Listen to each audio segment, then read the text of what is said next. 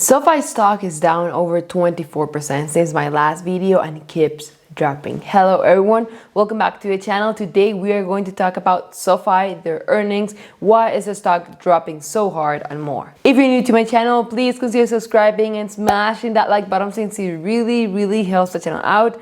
Also, I have a completely free Discord group chat, which the link for that is down in the description below. Well, the stock market just opened as I'm filming this video and it is down once again. The S&P 500 is down 0.19%, the Dow Jones 0.29%, the Nasdaq 0.04%, and obviously the Russell 2000 is down by 1.19%, which means that growth or smaller companies will be very volatile today. The market has been going down because headlines are starting to pile up, which obviously the most affected companies are growth stocks. But why is this happening? Well, USA inflation, China crackdowns, Afghanistan, European lockdowns again, Delta variant, the Fed taper, and interest rates all at once. Basically, 2020 was a crazy year for stocks, and 2021 are the consequences of 2020, which the most affected stocks or companies are growth stocks. Now, I wanted to talk about Sofi because they reported earnings and the stock has been dropping since then. I know that many have asked about videos on Palantir, BarkBox, the bank comparisons, and many other stocks. All those videos are coming to the channel as well after this one. But first, I posted a video about Sofi about a month ago, and this is the best example of why we should always be patient with our investments. Believe me, I learned this the hard way. I have invested when stocks were expensive and have learned a lot from that. When I did that video about Sofi, the stock was about $20 per share, and I said it would start to look interesting if it ever dropped to $15 to $16 per share. And even though many thought that the train has already passed, here we are. Same has happened with many other stocks, which is why we should always be patient and never invest all at once. Still, surprisingly, Sofi's stock is up 3.20% today, but let's see what happened after the earnings, or if it is pure overreaction from the stock market. First of all, their members grew to 2.6 million members, 113% growth year over year, which was actually very nice as it continues growing year over year and quarter over quarter. This is their 8th consecutive quarter of accelerating growth, and they are certainly taking advantage of it. Also, their products grew 123% year over year, and one of the best parts of is their Galileo business, which just reached 79 million accounts, a 119% growth year over year. I do see that the growth is accelerated in comparison to the last 3 quarters. Their lending and financial products grew 14% and 243% respectively, which obviously it's a nice growth year over year and even more quarter over quarter. Overall, we can see that everything looks incredible, to be honest. Huge growth in every aspect and every sector of their business. So what happened? We can see here that they reported a net loss of $165 million for the quarter in comparison to a net income of $7.8 million previous year.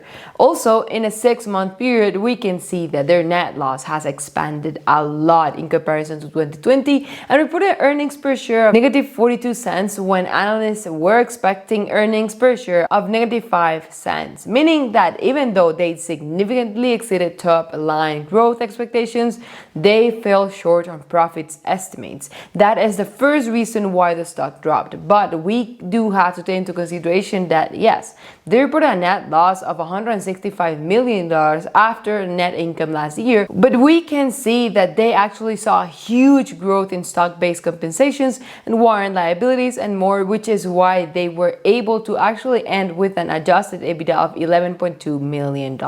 Still, during their earnings call, they did mention that their EPS or earnings per share would have beat analyst expectations without those one-time expenses. But still, the stock dropped because that was not the only reason. The other reason was because of their quarter 3 guidance. Sofi expects to continue with strong quarter strong growth in the third quarter with an expected adjusted net revenue of $245 million to $255 million and expect adjusted EBITDA of -$7 million to $3 million, lowering their expectations because of the CARES Act moratorium that was extended. They lower expectations for student loan refinancing revenue by $40 million due to the extension of CARES Act moratorium on student loan payments from September 30th, 2021 to January 31st, 2022, and reducing their technology platform revenue estimates by $12 million due to the minority stake in Apex being bought back. So yes, it is definitely something that they cannot control. They need to adjust their expectations due to a CARES Act. So because of that, Sofi's guidance for quarter three suggests that it is trading off profitability for growth, but they left unchanged their 2021 guidance as they expect an adjusted revenue of almost $1 billion, 980 million to be exact, which would be a growth of 58% year over year, accelerating 2020 growth. Also expected a contribution profit of $266 million, which would be a margin of 27%. That was the second reason why the stock dropped. Basically weak quarter three guidance, but still left unchanged their 2021 guidance, which it is obviously nice to see despite the decrease in quarter three, which means that they are fully confident on their growth, which is why we should expect a nice growth this year and next year as well. If you ask me, this is the market reacting to growth stocks earnings with several headlines piling up behind. As I said at the beginning, earnings reactions are never the best ones, which is why it is never good to play earnings. It doesn't matter if the company did good, excellent, or really bad. The stock could either go up or down without any reason. That is why we should not care about short-term moves as long as fundamentals remain unchanged and do not care about the market overreacting. I do believe Sofi is a great company. They are growing massively year over year in every sector of their business. They are not declining by any means, and they have a nice balance sheet. As you can see here, they have $461 million in cash and cash equivalents, total assets of $7.6 billion, and total liabilities of $3.1 billion, which decreased a lot since December as they decreased their debt from $4.7 billion to $2.3 billion.